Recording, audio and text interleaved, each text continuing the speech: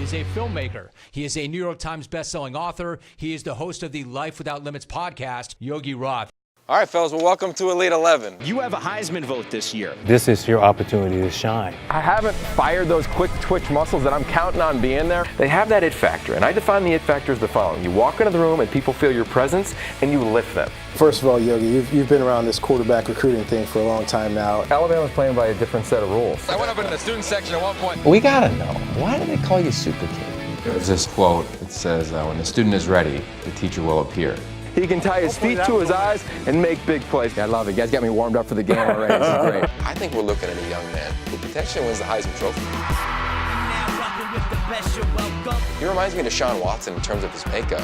To me, nobody is a front runner for the Heisman. The way I'm going to do it is I'm going to look at the letter of the law. It's the most outstanding player in all of college football this year in the pursuit with incredible integrity. So to me, that's how I'm going to look at the award. So no one is on my board right now. In fact, everyone has an opportunity. I'm going to take you through it all year long on Facebook Live. It's going to be a 0 to 100 scale. I'm going to watch the games. I'm going to do the work. I'm going to do the exact opposite of what happened to Christian McCaffrey a couple years ago when 15% of the voters voted prior to the Pac-12 championship game. That's an embarrassment. I think the country and every voter would agree. If you voted prior to that championship game, I think you should lose your vote. So I'm going to be loud about this. I get it. We got a great game, but there's not another time in the entire season where all eyes are fixated on what's being decided in college football. And your brand got blasted today. That's a fact. Now, you got loved up because you Dubs in New Year's 6, but the reality is to get ranked behind Ohio State, okay, I could swallow that. To get ranked behind Wisconsin, what's the point? Where? And that question's never asked to Kirby Hawk. Kirby, come on the show. We've asked.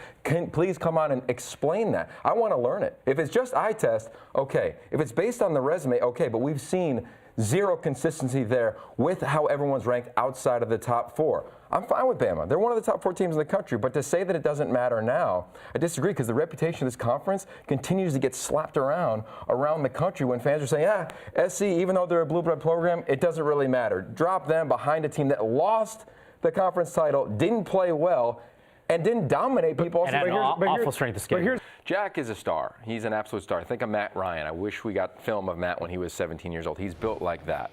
When you look at this young man, he gets the ball out. We call it LTA, load to arrival. He puts that back foot in the ground, and boom, the ball's on the front shoulder of his receiver. He's gifted. He's special. He's a winner, and I think he's going to fit in beautifully with the most diverse team in all of college football, which is the roster of the Utah Utes.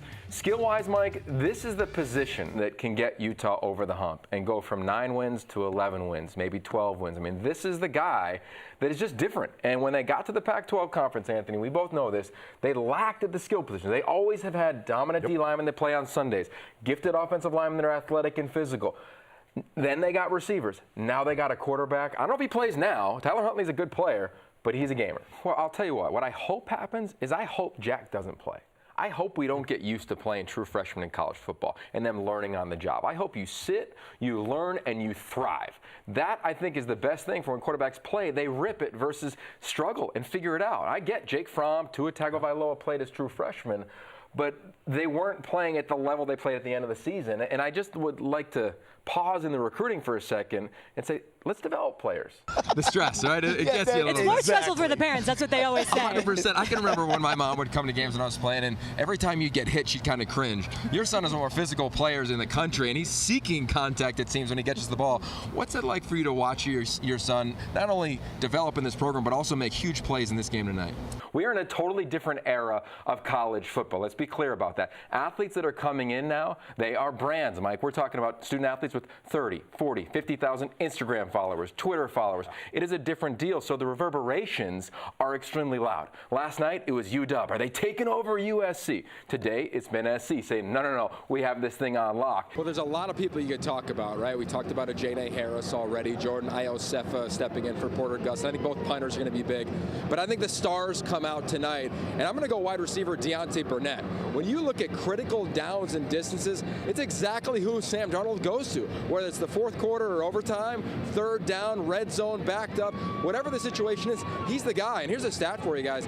In a critical moment, he's been targeted 101 times on the season. That's a lot. He's got 71 receptions out of those targets. I mean, he is making clutch plays. Constantly when you watch him on film, he's a guy that you say as an opponent, he's not that fast. He's not that big. We'll be all right against him. And he continues to find little spaces. I think in the zone defense he'll see tonight, and at times even on third down, a man-to-man coverage when Ohio State brings pressure to get Darnold out of the pocket. I think he's going to make a lot of plays, and I think to me he's the most critical element for USC to win this ball game. It's honestly for me the most powerful thing I've been around in my entire career in college football. You start off her talking to these teams. It was ASU April 18th, Stanford April 19th. David Shaw and both programs came together and said, hey, let's dedicate a game, title it Set the Expectation, and then when we play, let's make sure that we can celebrate the idea that, you know what, we're going to end and begin to combat all sexual violence on college campuses, and they've done it. You know, everybody's wearing these t-shirts, as you see with the student athletes. Everyone here is going to be wearing a patch among our crew, among the fans. We also have a pledge that all Stanford players had the opportunity to sign. They would say, oh, this is the standard for us. We will set the expectation. They'll be passing those pledges out all across the stadium this afternoon. But what's really interesting is when you talk to the players, actually. Had a chance to talk to Justin Reed, and he said he was so impacted by her speech and their discussion. They had a chance to meet yesterday, and his quote was really impactful to me. He said, look, bottom line is we got to speak up. I got to use my voice, and no longer will we stand in the shadows. And that was her impact on him. He said, I won't be a bystander, and we have to make sure that we do our part as student athletes with the role that we have. Because look, the facts are the numbers don't lie. 1 in 4 women on college campuses are sexually assaulted on average, and those are just reported. I can remember like it'd be at games and he'd, catch a 60-yard pass and I just run in. I'm like, you're coming out. And he would like, no, I'm good, I'm staying in. He'd be exhausted. And I'm like, come on, we're running the ball, give me one snap. But his mentality was he wasn't gonna give it up for anybody, let alone a guy that would never take his job. A lot of people ask about if Luke Falk can make the transition to the National Football League. I think that he can, and there's a few reasons why. Number one, he can be boring. That's right, being boring is a nice quality when you simply just take what the defense gives you. We see him do that all the time on film. Number two, he's running a pure progression system, so he's to understand the progression of his offense and where to get the football to his receivers. Yogi made the decision to have a little independence rather than wallow in this private hell that some of us coaches do from time to time. You think?